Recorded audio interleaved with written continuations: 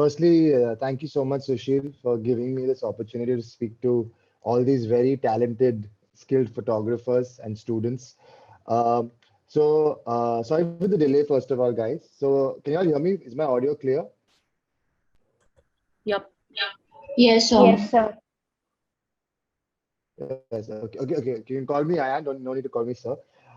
Okay. So, I'd like to start off first by asking everybody on this call, because I'm going to try to keep this as an interactive session. It'll get boring if I just keep speaking and I don't get any feedback from you guys. So for starters, can you all tell me how many of y'all have visited national parks or have gone for safaris or have done some amount of wildlife photography? Have you all guys done that? Do you all have any experience? Uh, Hi, yeah, I'm Isha. I've visited at least four national parks, and I've been Okay. doing wildlife photography for a year now. Okay, Isha, where all have you gone? I've been to so my first was Kanha. Oh wow, Then I okay, went to Tadoba. okay. Then I went to Nagzira, and then I went to Bandipur. Oh, brilliant. Okay, great. Anybody else? Yeah, even I have visited national parks, but I'm very unlucky in finding animals like the big cats. Okay, So I have visited Ranthambore, the Gir forest, and the Gir forest was long back, and the okay, Ranthambore was recent before the lockdown. okay. Very good, very good. Has anybody else done anything about wildlife photography, like taking pictures? Doesn't have to be a national park also, say in your backyard, somewhere around Pune if you've gone where you've done some amount of photography. Kanishk has said he's gone to Pench twice. Okay, great. But has anybody done any photography of any sort of wildlife? Okay, let's not say wildlife. Your animals, for example. If you all have pets, I'm sure some of you all have pets. Have you all done photography of those pets of yours? Has anybody done that? No pets? Yes. Yes, You've sir. done that. Okay. All right, Yes, fantastic. sir. So for all of you guys who have done photography, you all may have noticed one thing is that firstly, wildlife photography is by far the most unpredictable form of photography. Correct? Over here, you do not know at all what your subject's next move is. Maybe you might predict to some extent what your pet can do next. But when it comes to wild animals, there's no telling. So this is what actually got me drawn to wildlife photography. So I'll just give you a small introduction about how I started off. Uh, I'll be lying if I tell you all that, oh, I was born a wildlife photographer and, at 5, I held my first camera and I was doing wildlife photography from the time I was big enough to do so. It's not true. I, in fact, never had that inclination initially. It all started when I used to basically just go to these national parks. I used to go on safaris with a lot of people. And I noticed two things. One, about how lucky I was to witness these animals and, the forest and the plants and the birds, everything. I was getting to witness firsthand. And the second thing that I realized is that not a lot of people who I knew in my circle were actually getting to go to these places, rather didn't have an idea. Now, somebody mentioned to me that they've gone to Kanha, right? Kanha is famous for the Barasinga, correct? Yep. I'm sure you all must know that, Yes. right? The Kanha is. Now, I, for the first time when I went to Kanha, I had no idea about what the Barasinga was at that time. I was very young. I had no idea, and I didn't even know why it was such a important thing. And when I went to Kanha, I finally learned, okay, this was this very special deer species that is found there and it's not found anywhere else, and it was great.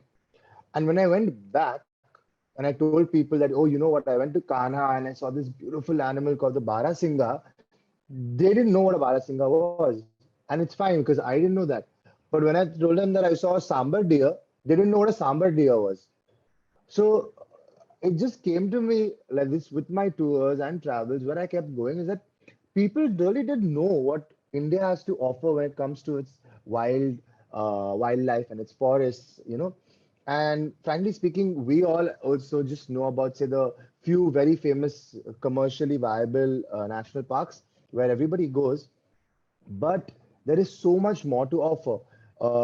So just one day I was going on a trip to, I think, Tadoba. It was back in 2000 and fif- no 2013. Sorry, in 2013 I did a trip actually to a place called Bera with Sushil actually at that time, and I didn't have my camera. I didn't have anything. So I actually took a camera on rent. I had no idea how to use it. Like honestly, at that point, I had only learned what AV mode was, and I was on that the whole time. And we went, and it was probably one of the best learning experiences I had because I had Sushil and I had two other wildlife photographers who were there on that trip. Very serious ones, like lenses bigger than my entire torso and huge tripods and like stuff I thought I could probably never afford. And they were talking all these technical terms and they were doing all these things. I was just looking at them saying that I don't think I can do that. I had a small 100 400. It's not small, but it's still relatively to a 500 f4. It's small, and and I had taken my old 550D, which was like my initial camera that I had bought. I'd taken that to Bera, and we had the leopards at a distance, and we used to get to see them for about say around in one sighting probably about 20 minutes at tops. Those 20 minutes was all you used to get to play with light, to play with settings, and take it. Now, call it a blessing in disguise or whatever, but the leopards only showed up at dawn or dusk. They never showed up at the perfect, that golden light we speak about, or, where you can get those crisp details.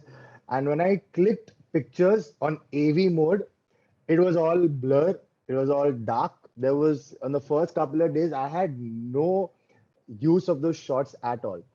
And that's when I realized, oh, there's this mode called manual mode, which gives me complete control of the camera. And as I started clicking the pictures, then I realized that, okay, this is how it works. I can get some footage here and there, but I just got primarily on that trip, most of my shots were record shots. Under the guidance of Sushil and another photographer, I managed to get some decent shot. And that's how I started.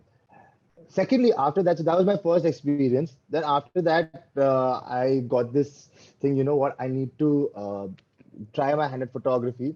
So again, with Sushil, we decided to go to this small park called Umraid, and we had the most incredible sighting over there. It was just the two of us, and we were driving, and four tigers came and sat on the road, and it gave us a road show for I think about an hour, at least an hour. Four tigers, and I had just bought a lens before that trip. It was my 150 to 600 Tamron. I still had my 550D, and we were taking pictures. And though I could hear, other photographers firing away, but they were like a couple of jeeps behind me. I had the four tigers right in front of our jeep, and I was just clicking pictures, and I was like, wow, like I am a wildlife photographer now.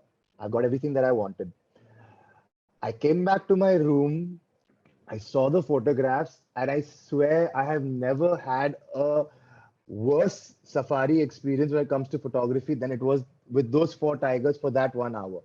Every single photo of mine was overexposed. I did not get it optical viewfinders. Now you're in mirrorless, so that issue is not there. But I did not have any crisp shots. I had terrible framing. I don't know how, but all my pictures look crooked to me. I did not have any depth, any composition. And simultaneously, I'm looking at Sushil's shots, and he's got fantastic shots. Not only that, he has played around with the light, he's played around with the backgrounds. He's got one of his best shots, I'm sure he'll show it to you all at some point, was where he's got the tiger just looking through the leaves, like the clutter of leaves, and you can only see its eyes. When he was taking that shot, I had my camera down saying, oh God, yeah, let it come in the open. And one of the best shots he actually got was that. And that's when he gave me a very valuable lesson about composition. So that was a very valuable, costly lesson I learned. I did manage to salvage some shots from that trip, and if I'm being completely honest, they were all the ones that I took from my mobile phone. My DSLR had no use whatsoever at that point.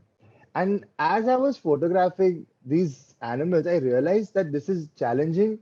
This requires some amount of experience, and it requires some amount of understanding of how to frame your subject. So these were the first two photography trips that I had, two very different trips, very different subjects, and two very different lessons. In one, I just learned how to operate a camera. The second one was more important because I learned about image composition. So thus started a line of trips of mine where I had a camera finally in my hand. And it was, I think, when I went to Bandhavgarh again, Sushil was there in that. And we had these photographers from Bangalore. And I had no idea who they were. In fact, the people who we met at Umred and they decided to join us in Bandhavgarh. When they walked out of the car, guys, I didn't know where to look. One walked out with a 500 f4, the other walked out with a 600 f4. They all had 70 to 200 2.8s.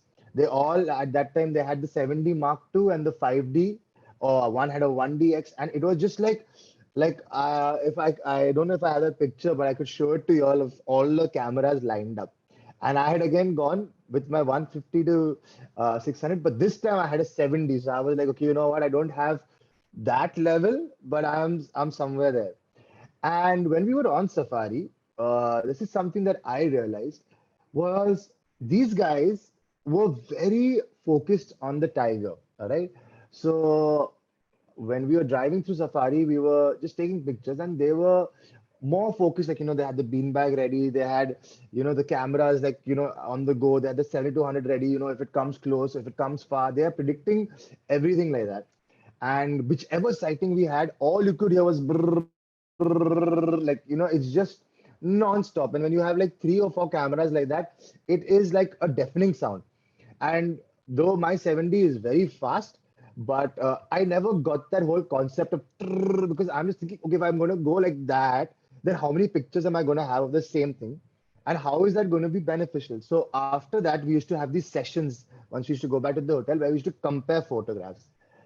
And it gave me a lot of joy to know that my photographs actually came out much better, at least in my opinion, from the other people because these guys in some pictures the ear was cut, some pictures the tail was cut, some pictures it was just a weird shot which was just the shoulder and the face of the tiger. So it wasn't something like that. And Sushil and I were the two Tamron users with the 150 to 600. We had that range, while these guys with all their fixed primes had to juggle between the two cameras. We got very interesting shots. So that made me realize that wildlife photography does not have to just be taking a big lens, a big camera, shooting 300 pictures of your subject, and then posting it on Facebook by the end of the day. And then what do you get? You get a couple of likes.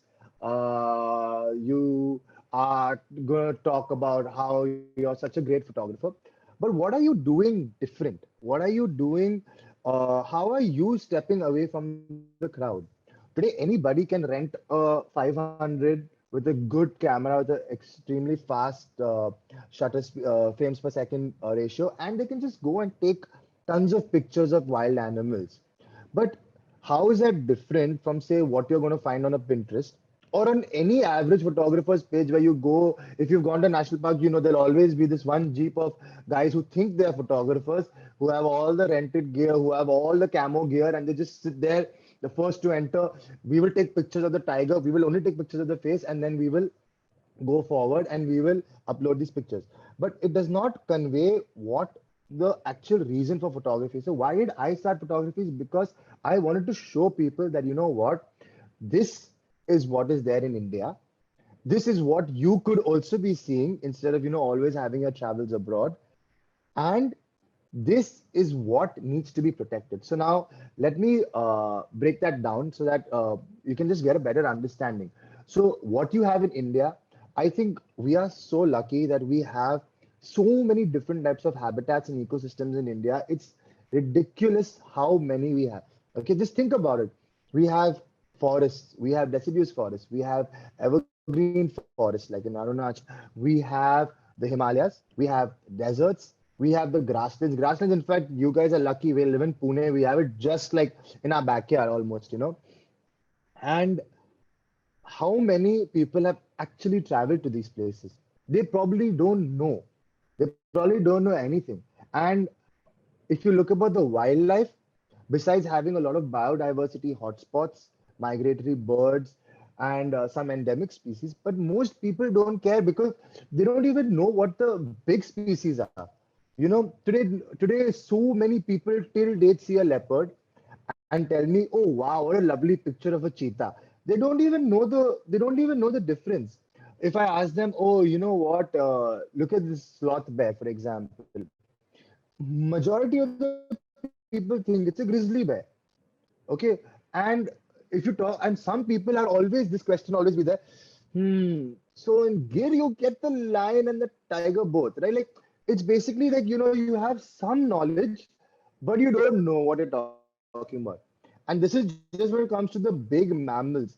If you talk about birds, crow, kite, kingfisher, the basics, and that's where it ends. And snakes, if you see a snake, you run away in the opposite direction, frankly. Okay, so these were all the observations I was making. So I started taking pictures, uploading them on social media, sending it to people, and not just putting a photograph for the sake of it, but actually writing something about it, saying that, you know what, guys, supposing, for example, I took a picture of an Indian vulture. I put up a picture that, guys, this is the Indian vulture. This is its role in the ecosystem. This is where you find it. This is a few facts about it, and suddenly people actually started giving a good response, an interactive response to, okay, you know what, this is actually something that I didn't know. This is actually something that I have learned through your photograph, because I wouldn't know. If I type vulture on, say, Google, they're going to show you 10 pictures of any vulture, and you'll probably think it's the same vulture, or you'll probably think, this is juvenile. You don't understand. So that distinction that was created through the photography that I was doing.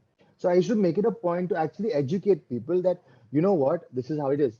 And then what happened is that I worked as a naturalist when I was in college. I started working as a naturalist in Tadoba. So I used to get guests, and that actually became a thing where I was taking guests on safari and teaching them about the Indian forest, about Tadoba, and how the forest works, how the ecosystems work. And simultaneously, I was doing photographs, and I was capturing those moments that I thought would basically take it, like they could take back from their journey. So it wasn't just taking a picture of a tiger, it was basically taking, say, a picture of the landscape that they were in, with the subject in the foreground. It was taking a picture of, supposing, a naturalistic moment, if we caught anything like that. I would take pictures of that and send it to them, saying that, you know what, now you've come here, this is what you take back. And slowly I realized that there was this trend that was going on, where I realized that I was educating people to some extent. So through wildlife photography, it started off like that, where I started doing it solely because I just wanted to record and show people that, okay, this is what we have, this is what we need.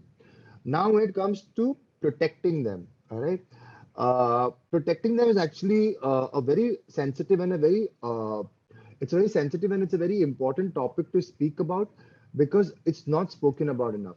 And I do not like to associate myself as someone who's just going to tell you, oh, this is why it needs to be done. No, no, but it actually, I want to convey that message. Okay, so some of the most moving shots that I have seen, okay, the ones that stick are the ones that actually convey a message as to what is wrong. Okay, so I had a picture of mine, which I had shown people, which was basically of a tigress that was walking on a highway. Alright, so she's crossing the main road, and it was a small picture that I uploaded, which actually said was that this road is going through their home. They're not coming through ours. Okay, there's a highway and the tiger is on. And this is basically that, where people were like, oh, you know what? Yeah, that's right, that this is happening. And slowly and gradually, when you start realizing photography is a means of medium for conservation, you start noticing these pictures. So not just me, like when I go on my Facebook, if you see my Facebook or if you see my Instagram, it is literally pictures of animals. Okay, there you will just see photo of animal after animal, of bird after bird, and you will, I scroll through them. I just keep scrolling through, unless it's something that really wows me. I scroll through them. But the minute there's a picture that conveys a message of some conversation, some issue, or something that needs to be spoken about, it catches my eye. Recently, this picture has gone viral. I don't know how many of y'all have seen it yet, but it was a picture of a leopard that came underneath a bike, a three-wheeler bike. I don't know if any of y'all have seen that. That picture was actually one that really like caught my eye. It caught my eye because I was like, this is something that needs to be conveyed about how unfortunate this incident was, because it's actually the picture, the bikers, the three bikers, and there's a leopard underneath the bike. This happened in the last 1 week. And that's what I was saying, that this is the kind of photography that I want to do now. I'm not going to actually get a leopard to, somebody to hit a leopard and then get that picture and be like, wow. But it's just the message that is conveyed according to that. So that is what now, let me just tell you all about photography, and then we can come back to this conservation subject. What makes you a photographer is your own style of images. Okay. Now, when you go for your style, it's something that is developed over time, where you suddenly start saying, okay, you know what? This is the basics of photography I've learned. This is the basic of the screen that I'm looking at. This is where my subject is. I want to make this shot like this. Then I put it into my software. I do my post processing and I upload the picture. Okay. But what is it that makes you stand out from the rest? Okay, what is it? Is it your editing? Is it the way you upload your images? Is it what you write? For me, I realized that initially my pictures were bang average. They're bang average. They were mostly record shots, which was basically just like, okay, guys, this is a tiger, this is a leopard, this is a bear, this is a wild dog, this is an elephant. And the photographs actually did not convey anything. They did not convey anything. They were just there for the sake of it. They were just there as a mediums of, like, you could probably give it to a stock photo company saying that, you all want record shots of these animals, I give it to you. But it did not have a style, it don't have a anything to convey. And let's just say that when I was going through Instagram, now that everyone is using Instagram, I was going through Instagram and I started noticing a few photographers. Sushil himself actually is one of my biggest inspirations. They had a style. If you see his Instagram, for example, there are these moody tones, I would say, that really define his style of photography. And I wanted to create a style. I want to create a style of photography of my own, where I do not get too heavily inspired by the top photographer, but I keep something of my own. So gradually, I started creating my own style, which is basically, I call myself like powerful images. I want powerful images. So even supposing it's just a shot of, say, a monkey, right? I basically like to give a powerful feeling from that image, that, you know what, when you look into the eyes, I really focus a lot on the eyes. For me, the eyes are very important. I don't care about the teeth or the thing. For me, I always say that the most power that is like given through an image is through the subject's eyes. So I started focusing a lot on the way the eyes were. Now, can I share my screen? 1 second. I can, right? Okay, 1 second. All right. So just to give you all a better, can you all see my screen now? Yeah, we Yeah, can it's see. visible. Yeah, you all can. Okay, great. So this is one picture I recently uploaded. Uh, and this is again, this is from just one of my tours. I do not really this was actually from my reject pile. When you go on wildlife trips and all, you end up. 1 second, why is this taking so long? You end up taking a lot of pictures, and then you go through your images, and you said, okay, this is what I want. Okay, yeah, this one, great.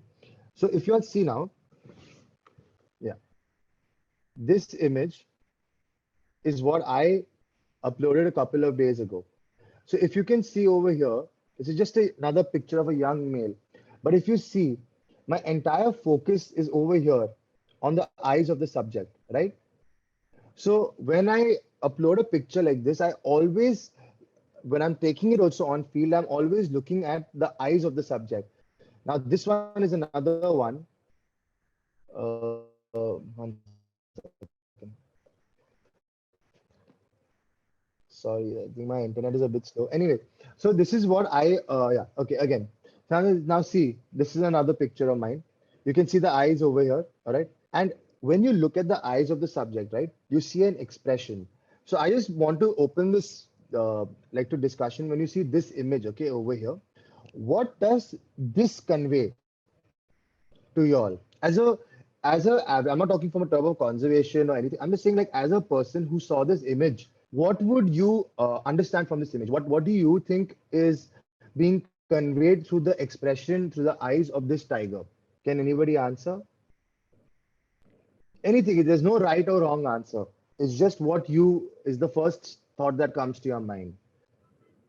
The fierce look, the anger, maybe. The fierce look, the anger. Okay. Anybody else?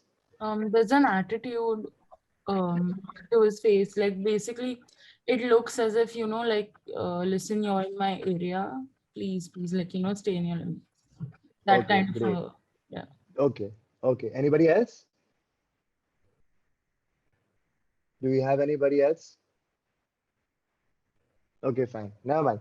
Uh, so yeah, this actually is an image now of one of the oldest tigers that was there in this national park. Okay, he's the old king who was dethroned a while ago. You can see, like, if you see his nose over here, his ear over here, these are all injury marks from fighting. His eye over here. Okay, so this picture can convey a lot of things. Like you said, it conveys the fear, it conveys that get out of my territory.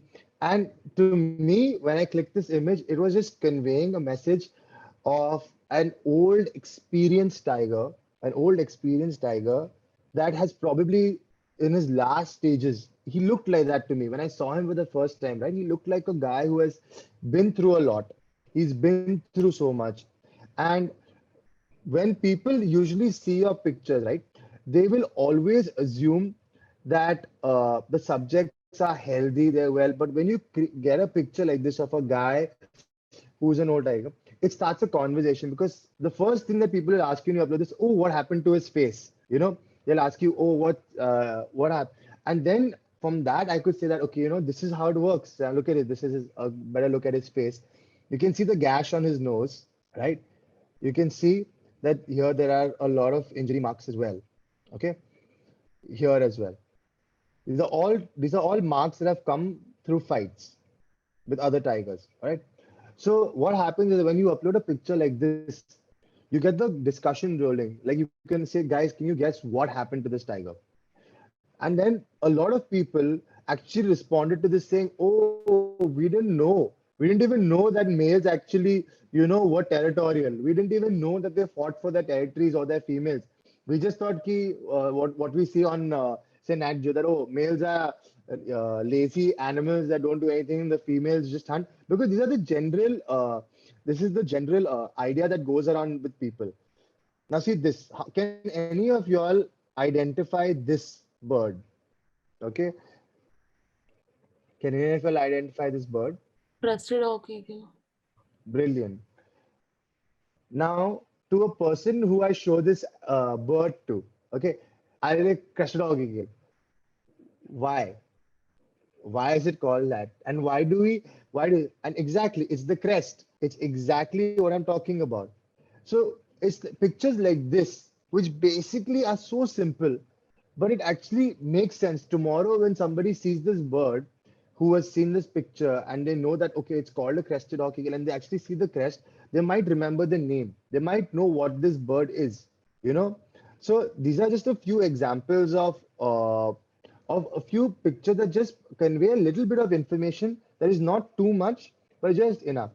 Now, this picture is one of my favorite pictures that I've taken in recent times, and it answers a lot of questions as to what people think about wildlife. So, what is the most common question I get is, "Oh, are the animals dangerous, or do they attack you, or how are you not scared of them?" So I try to convey these messages through my images about how to break these stereotypes and these stigmas that people have regarding these animals. So I have firsthand experienced this with a guest of mine who was so paranoid about wildlife, and I don't know why. This was her first time in the forest, but she was petrified of the forest and its all the animals. Where did she read all this information? I don't know, but it came to such a point where I was driving the car There was a tigress in front of us, and when she saw it, she pulled my steering wheel away from the tiger. Like she pulled it left, and we actually skid off road. And it really got me wondering that why do you get this fear, and who is instilling this amongst people? Why do you wake up, come to a forest, and then think that everything out there is trying to kill you? Why do you have these these ideas? So through my images I started conveying these messages, and one of the images that I personally think conveyed that message, it's a very simple image. Just let me see. It's one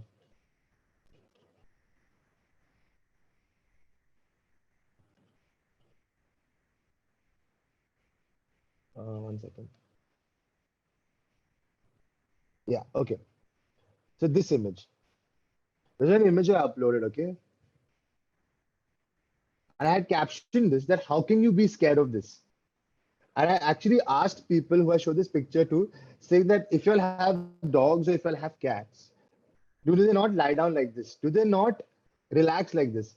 Why do you think that everything you see is a man eater who's waiting to kill you or attack you? Then I put it up. I put up another image, which was basically of this tigress just cleaning itself. Nothing. There was nothing like crazy, but it was just this. And actually, the response I got by everybody was like, "Oh wow, this is such a cute animal." So suddenly, from fierce and deadly, you're suddenly seeing a very cute, sweet side of the animal. Now, that does not mean you can go pet it, but it's just trying to break that stigma that you know what, these are not out there to kill you. And gradually, with these photographs, I even started putting up ones where the animal showed some sign of aggression. Now, by some sign of aggression, what I mean is that it's basically just like a warning. It's nothing. So I uploaded this picture, all right, just to start a question that, like, okay, this. So I had a few comments on these pictures saying, "Oh wow, dangerous! Oh, adrenaline! Oh this," and I was just like, why now ask yourself this question: why is this tiger angry? And the question that actually comes like, oh, he must be angry because you're there. Okay, fine. Yes, in his defense, he was getting annoyed because there are a lot of jeeps, and you know how people make noise when they see animals and all. So he was probably doing that because of that. The next question, like, oh, did he attack you? I said, no, I'm still standing here, right? He didn't attack me. So why do you have this stigma? Why do you have this thing? He just gave a warning, and then I wrote up a proper caption, a proper story about how tigers do not attack, they defend. They defend themselves. They defend by giving you an opportunity to back off. So this was the first thing where they growl, they take their ears back, they show you like that. And that actually is like, okay, guys, you know what? This is how it works, and this is how you need to understand about wildlife. Now, this snake, I'm going to show you all a few tiger pictures. This snake. Now, this is basically a Sochorex sawscale viper. All right. Now, you do not find this particular sawscale in across India. You find it in a few places. So this I actually got in a place called Desert National Park, which is in Rajasthan next to Jaisalmer. Now, this particular snake, you do not get it here, and these are really big saw-scale vipers. But you get saw-scale vipers all across India. Okay, this is in one of India's big four medically important snakes, and it's a very small snake. At least the one that you find across India, right? They're very small species, and to the average this is again, this is solely based not on it's an opinion based on observation. This is not facts, but I have noticed that the smaller the snake, the more people fear it. Okay, I have noticed that whenever I have gone out, whenever I've been in a lake or wherever I've seen people who have interacted with snakes, if the snake is small, they think that, oh, there's nothing. But they will fear the long rat snakes that are actually harmless. This snake is a very deadly snake. It's a deadly snake. It comes in India's top for medically impossible, and if it bites you, you will not survive the bite unless you get anti-venom. But people did not know that this snake existed. They did not even know that this snake is deadly. You will find it in your backyard if you go looking. And this is what I was trying to convey through my images, that y'all see this, y'all don't even know that a snake like this is living in your backyard. And if you'll probably see it, y'all will think it's a baby that is not dangerous. But through my photograph, I want to raise awareness about this snake, which could be in your backyard, which if you see, you should seek professional help. Do not touch it, do not engage with it. Definitely don't get this close and take pictures of it. All right, that's our job. And pass this information on. And as opposed to your rat snakes that you find, you basically leave it where it was, because it's actually good for you. It's harmless and it's not going to create any disturbances besides just occasionally, just you'll see it in your lawn. So these are the kind of images that I'm talking about, which I try to use to convey messages about how, and just awareness. You don't really necessarily have to do this. Now, last year also, I had gone during the pandemic. I had gone to Kabini, and we were on safari, and we always talk about how animals basically have they only hunt when they need it. They are not greedy, correct? They're not greedy. You'll never see animals like, who are just going to kill for fun. They're not going to kill, and then, they only do it when they're hungry. And whenever I used to tell people this, when I used to like, put up pictures of, say, a predator and prey in some area, like, oh, how come the deer standing there? How did the tiger not catch it? Or, how is this system working?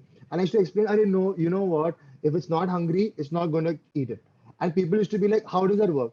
So in Kabini, I actually got the most perfect picture as proof to show people that when these animals are actually not hungry, when they're not hunting, the prey species do not have it. So this is one of my favorite pictures that I got, because, like I said, it conveyed a message that I was trying to show people that these animals are not these vicious predators. So you can see over here, we have a lovely leopard in the foreground, and just look at the number of deer in the background. These are not at a distance; these are very close to each other. In fact, when we saw the leopard approach the deer, it was only the tail that gave it away. It was at a distance, and then it was only the tail of the leopard that gave it away. And when the leopard was there, we had a lot of photographers with us in the Jeep, and their instant reaction when the leopard came out was zero in on the leopard, zoom in on the leopard, use your 500, use your 600, and just get a crisp shot of the leopard. Crisp. And I, in fact, took this picture at around 250, 300 mm. I took this picture. I purposely, though I had my 100, 400, which is my go-to lens now, though I could have zoomed in further and got a closer shot of the leopard, I chose to take this frame. So this is the importance of your composition, and this is the importance of how an image basically conducts the world. Because on field, I had decided then that I am going to take this image like this. What I'm seeing through my eyes, I want to capture through my lens and my camera. So I took this picture like this, where I had enough. You see this one, two, three, four, five, six, and you have seven over here. So there's seven deer that are actually looking at the leopard in this frame. If you look at the entire frame, which is it's a longer frame, this has just been cropped. There are a lot more deer who are looking at this leopard. So on field, I decided to take this shot, and this is the exact thing that I had in mind, the way it turned out, and this is what I shared. So that people know, oh, really, this can also happen. That the leopard is so close, the deer is so close, and it's not running after the deer and it's trying to. And believe me, some people still call this a cheetah. Anyways, that's a different story. But the point is that this is what you use. This is how you convey your messages through your thing. Another animal again that people had no idea about. I cannot tell you how many times this one of my favorite animals from the Indian forest, and this is something that had a lot of conversation post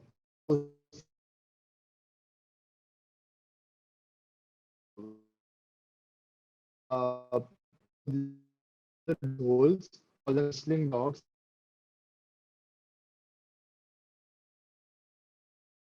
Brutal way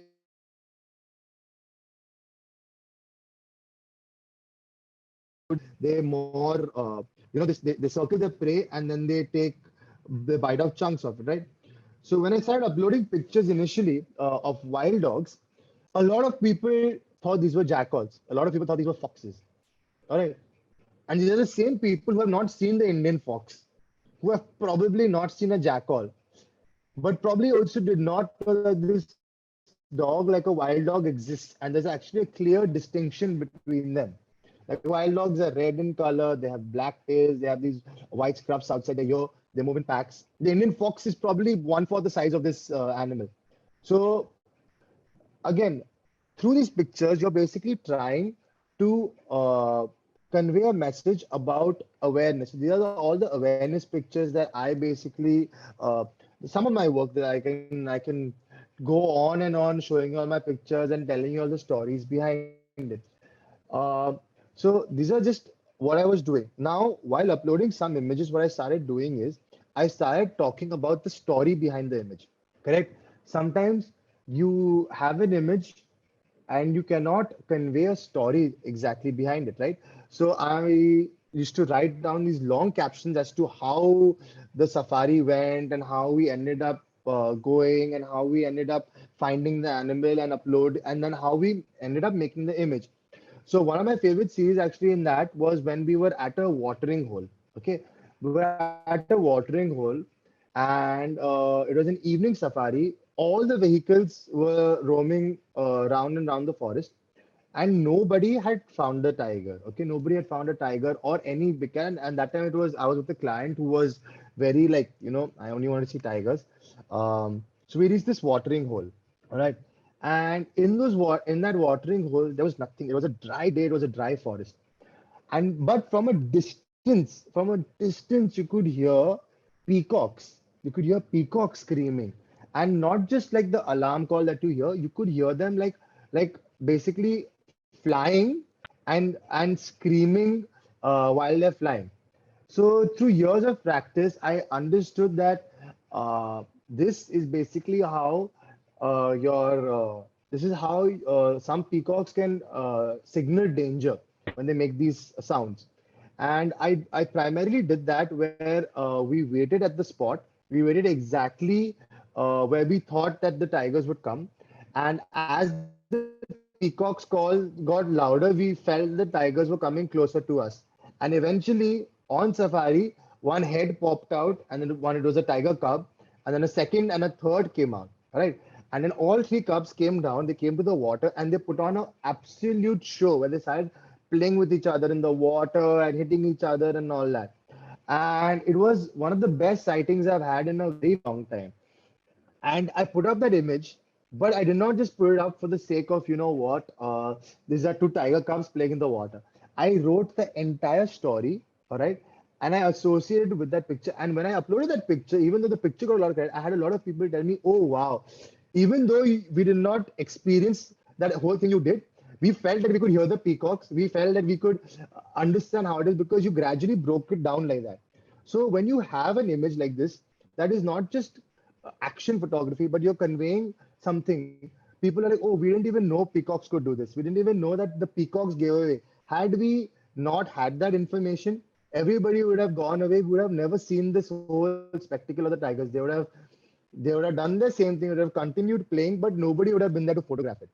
Okay, so wildlife photography does not only have to be zeroing in on your subject, taking a picture as crisp as it can be and as sharp as it can be, where the whiskers are perfect, where the claws are perfect, where the bird's colors are vibrant. But it's actually telling people some information about the subject you're clicking. Okay. Also, if it's not doing something in particular, if it's not, it doesn't have to be that perfect shot of a kingfisher going right into the water, catching that fish and coming on and be like, oh, this is why it's called a kingfisher. It does not have to be. But with your captions and with your bird, if they can make a sense, if it can make some sense, it works. The images work. So when it comes to conservation now these are very sensitive topics which need to be spoken about, but do not have an audience to hear for a lot of reasons. One is because lack of awareness. Okay, I always say no matter what your issue is, awareness is the key. If you have more people, if you have more people basically talking about the subject that you're trying to convey, that's how people will know what the problem at hand is. But it's never there in the mainstream media. You're never going to hear about something till it gets too bad. Like right now, we heard about the raging fires. Okay, now we're hearing them on Uttarakhand.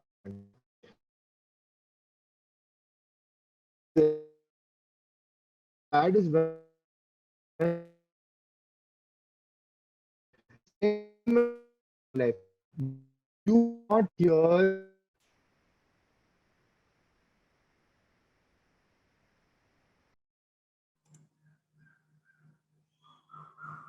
and again it had reached a point where Hey, it was so sorry, late. Ayan. It was so Could you? late. Hello, Ayan. Sorry, could you Huh? repeat Huh? the forest fire part because you completely went blank on the screen that time. There was a lag. Oh, sir. Okay, okay, Yeah. sir. So yeah.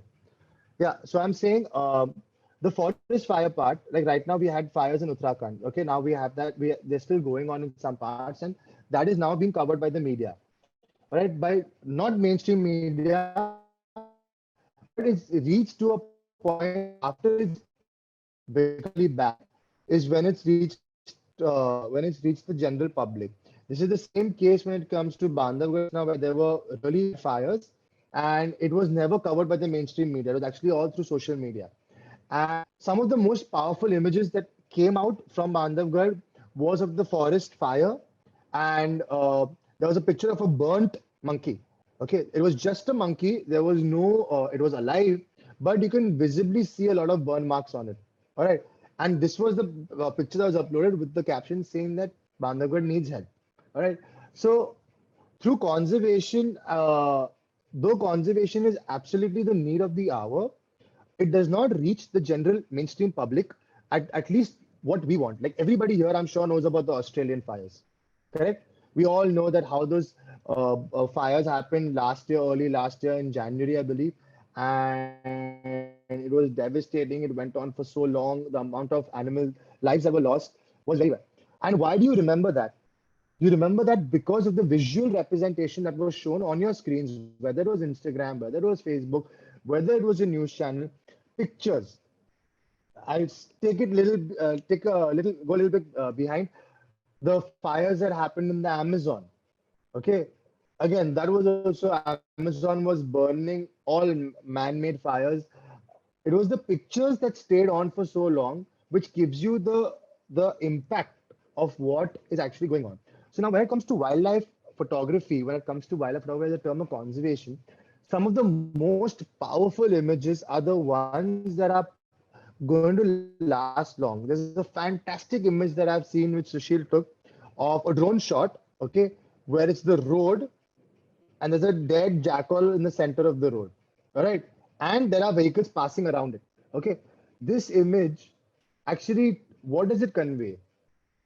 It conveys the need of the hour, which is that when there are highways or when there are roads passing through protected areas, you have the need to put speed breakers, stop signs, that road kills are actually a problem. Another good thing that happened was that when people in Pench, somebody told me, Kanishk, I believe, told me that he has been to Pench. Kanishk, if you go to Pench now, right, if you go through the highway, you will see that they've made a bridge. They made a bridge over a part of the forest, and underneath has become a wildlife crossing path. This was done again. Why? Because people realized through photographs, a lot of people actually who joined the petition, who started asking for it, that a lot of roadkills were happening on that highway. Okay, there were leopards that were constantly run over. There was a picture of a tiger also that was hit by a thing. Deer, monkey, everything had come underneath vehicles at that point. And through the images, one of the most powerful images I think was where there was a cow by the side of the highway. There's a leopard and its cub eating the cow in the darkness, and there's a truck coming in from the front.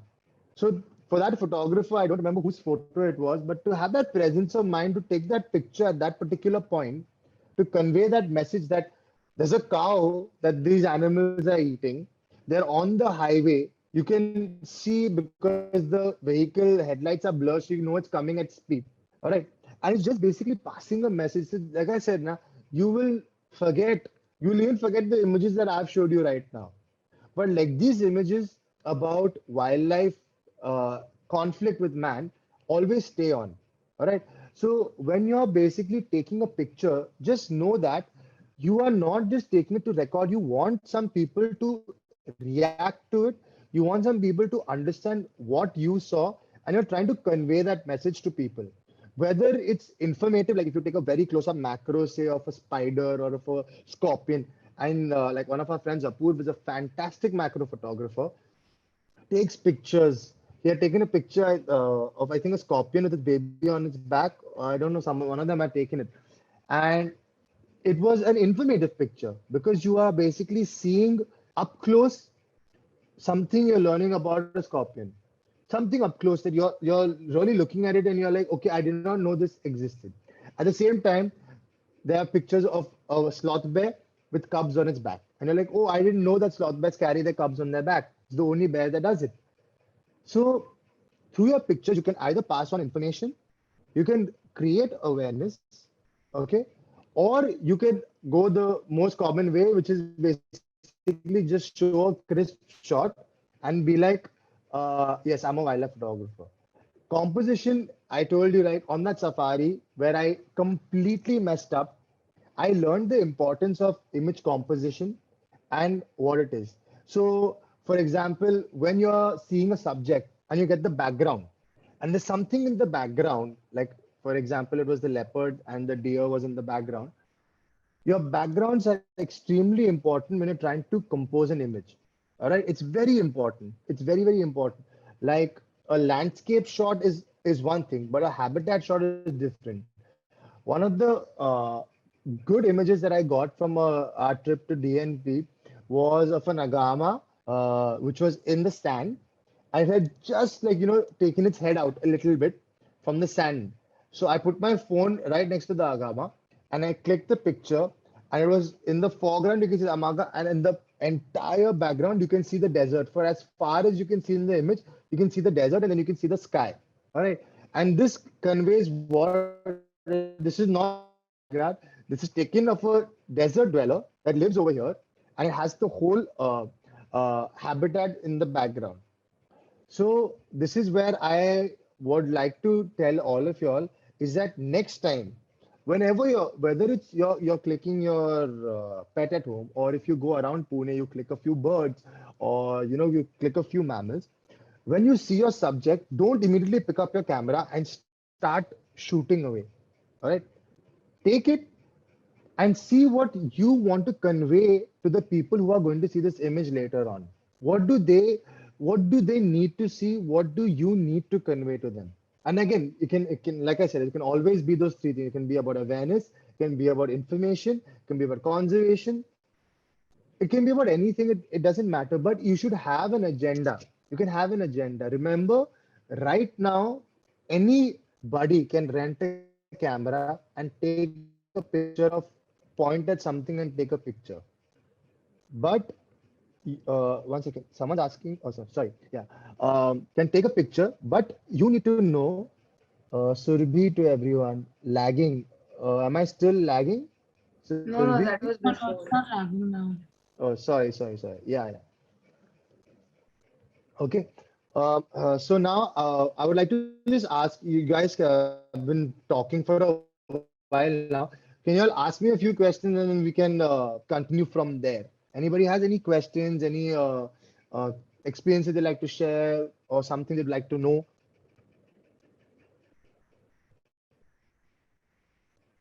Anybody? Any questions about wildlife photography or wow, I think I must have done a damn good job at explaining to everyone. No questions at all. Okay, fine. Okay, we'll continue then. Uh, if I could just share my screen again. Great. Okay, yeah.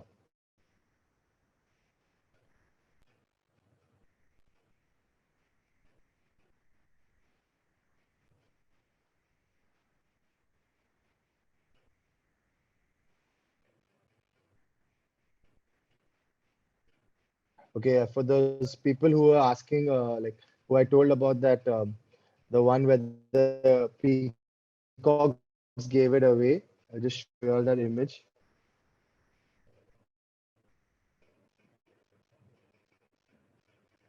That's the image from the safari of the tiger cubs playing with each other. And one second. Yeah.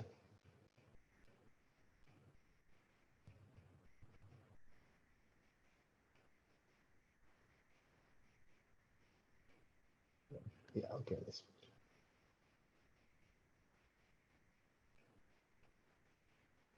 Okay. Yeah. So now this picture is a bang average picture. Okay. Like out of all the pictures that I've taken, I would probably say this is like on a scale of 1 to 10, I'd probably call this like a generous six, a generous six for this image. Okay. I would rate it. But I did upload this image. All right, I did upload this image, and I asked all the people who saw this image. Okay, first of all, I have done some amount of processing to recover the details because this entire sky was blown out. Because you could visibly tell that it was a very awkward angle. But I chose to upload this picture nevertheless. And I asked people, why do you think the leopard is on this tree? Okay, it's hot summers. This picture I uploaded was in the middle of April. Hot summers. Hot summers. The leopard is on the tree. You can see the branches over here. It does not look like a very comfortable position for a leopard to be in. You can see that the branches are thin. The leopard is actually, if you see, one paw here, two hind legs, and the torso here, the belly over here. So it can see that it's not resting, it's balancing. So I asked people, why do you think that the leopard is on the tree? And nobody had an answer. And I said, actually, that's because at the base of this tree, there's a tiger standing. And this tiger has driven the leopard up the tree.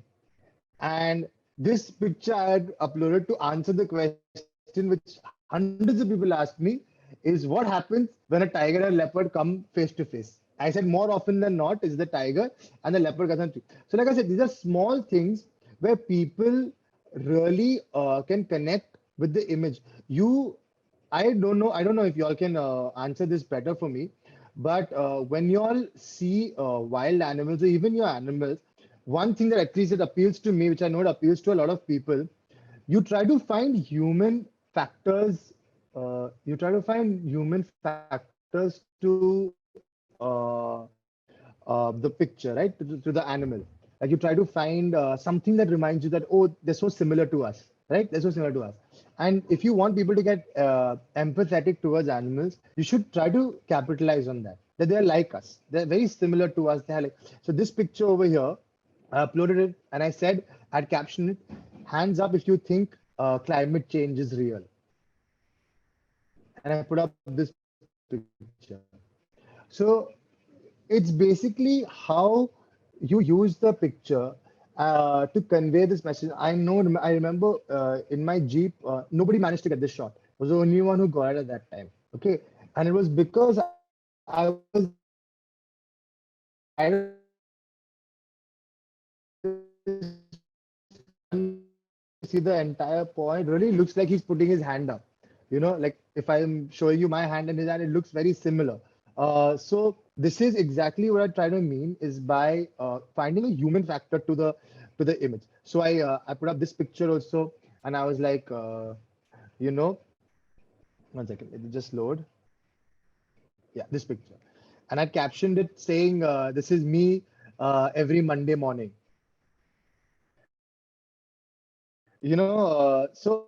So like I said, and a lot of people actually were like, oh yeah, this is like that, and they found it very cute, and they online, and then they asked, oh, what bird is this? And then I'm like, oh, this is spotted owl. They're like, ready to take it. I'm like, oh, this I took this in Ranthambore. Oh, why is it sleeping like that? And it just got the discussion going. So whenever you have an image like this, where you can think of a smart caption, where you can think of a way in which you can make the average person connect.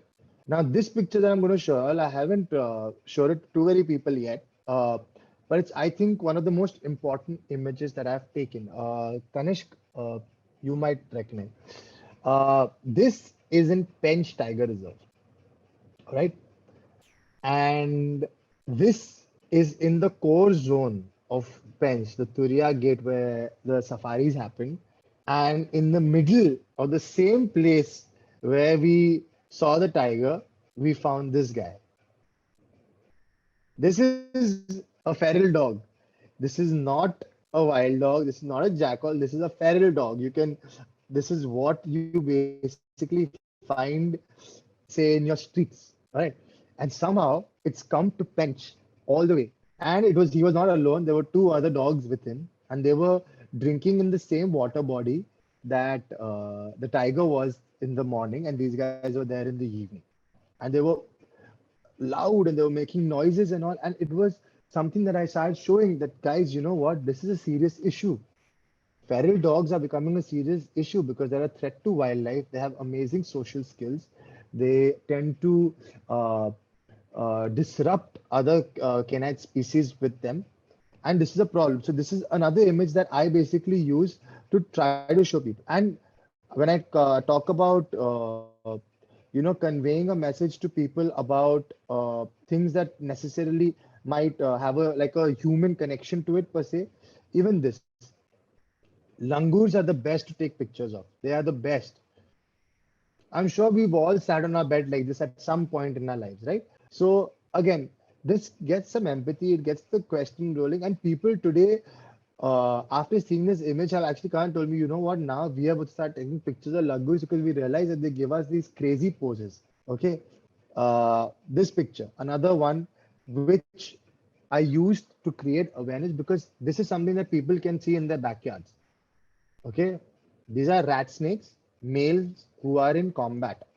This actual spectacle, I got a picture of this in Bandhavgarh, but this same thing happened right now, exactly 1 week ago in my parking lot. It happened exactly 1 week ago in my park. Unfortunately, I wasn't there at the time to take the picture, but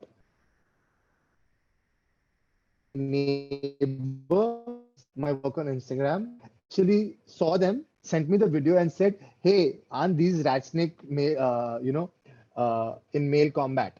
I said, "Yes, they are." And she said, "They're harmless." I said, "Yes, they are. You know that they're harmless." So through my picture, I made that difference because this was the same neighbor who, when I initially moved here, used to tell her watchman that take a stick and go and smash the snake's head in if you see the snake.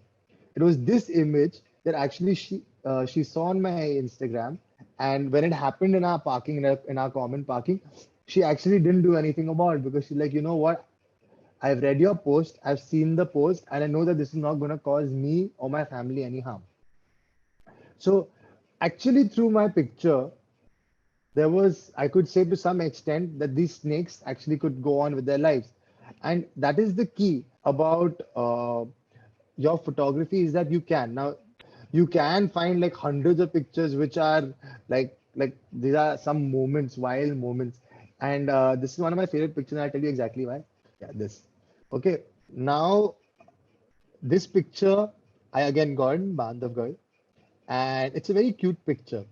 But I wanted to convey something from this picture. I did not want to convey anything religious or political or whatever. My caption with this picture, which was actually a very powerful picture of mine, I just said, "The day isn't far when they pick up weapons of war for their own protection and survival." So through this picture, I'm basically trying to convey that yes, it's conservation the need of the hour. Right now, he's just picking it up because he finds it fascinating. But there could be a time when they pick this up for their own defense, for their own survival. It's just to convey a message. Of course, you're never going to see monkeys picking up, stuff like that. It's not Planet of the Apes, but it's just to convey this message that the need for conservation is there, and this is why we should look at these things from a different point of view. That it's just not that. And you can see over here, I even like some pictures of mine. Hmm.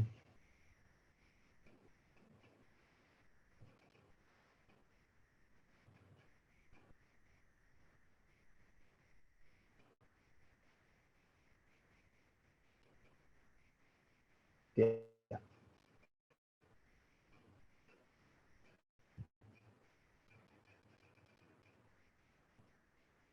Yeah, this picture.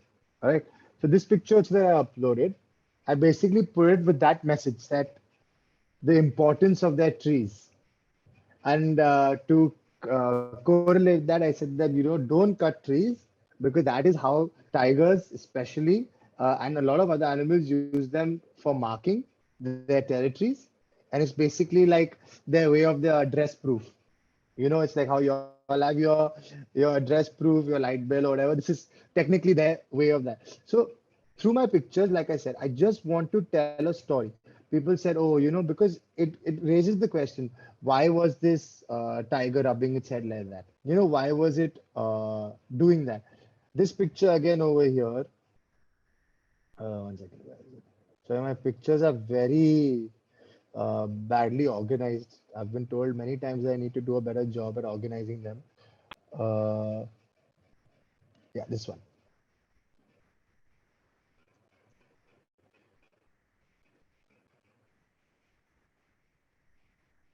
Yeah. So this image also I conveyed trying to say that like every protective mother, elephants too are very careful of their babies. And over here you can see the baby underneath the mother, and you can see the other females also surrounding the babies because it was next to the highway and they were about to cross and they were basically just trying to round it up. Over here, you can see we talk about social skills. So this is where I use this image of mine.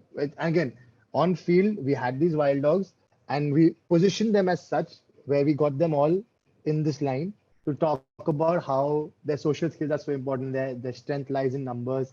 Today, people will probably, if they can't distinguish a fox or a jackal, if they see like five, six wild dogs together, they'll be like, okay, this is a wild dog because we know that they roam around in, in numbers. This picture, again, another one which I put up was just to pass around information as to what happens. Like you can see over here, we have a gaur, an Indian gaur over here, and then we have the herd of elephants, and then we have the young one over here, and how they have surrounded it from here. This is the matriarch, right? And she is looking directly at the god, and basically it's like a back off sign. So again, this is just to get information and then add people to find a connection that what, even they really love their young, they are trying to protect their young. And as a mother, like if you've ever gone, like I don't know, this happened with me a lot of times, but if you're ever driving with a parent of yours and you're sitting in the passenger seat and they suddenly brake, the initial instinct is to like put their hand across your chest to like stop you from going forward. So it was basically to get a connect with something like that so random that even they will do anything they can, put themselves in the way to protect their young. So you can basically convey a lot of messages. This is another one again, which I talk about importance of trees. This monkey, like it's hugging a tree. It's trying to show you all that what, don't cut a tree. It's important because it's a beam of life. Every animal is dependent on it in some way or the other. So these are just a few examples of how you can basically I don't know if this will load, but this is basically a few examples of how you can use your pictures to connect with people, to tell a story, to tell and then to basically create the awareness. Like this also over here, one of the favorite things I have to photograph is monkeys. One second, yeah, monkeys at play. So you can see these two are fighting, and then there's this one at the back who's just giving this little guy support by putting his hand on the back. You know, so you can always say every sibling, all the siblings are like this, where two are fighting, but there's always one trying to, sort out the thing.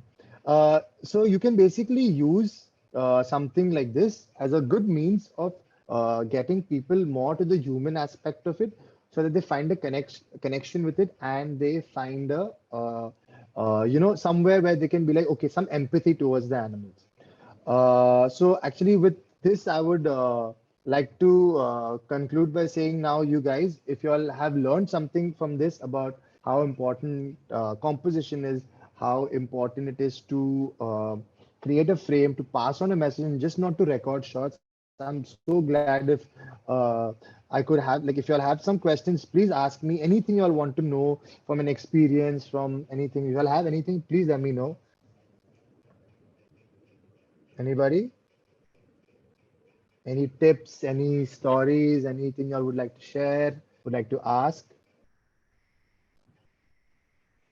Nope. Okay.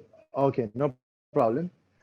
All right. Great So session. by that, It was a sorry. great session. It was a great session and we enjoyed a lot.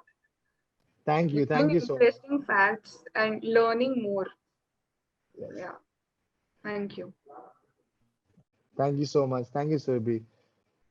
Um, Anybody else? I've always like tried to capture like conservational kind of photographs, Hmm. but when I went to Kanha, I was very overwhelmed by the amount of tigers I saw. So it was like my first trip, and I saw 9 tigers and like a lot of famous tigers. So I was very overwhelmed. But as soon as like when I reached Nagzira, I didn't see shit. Like I didn't see anything. The Hmm. only thing I saw was langurs. And then last 5 minutes, I saw a stalking leopard, but then some gypsy came and like Hmm. it was gone.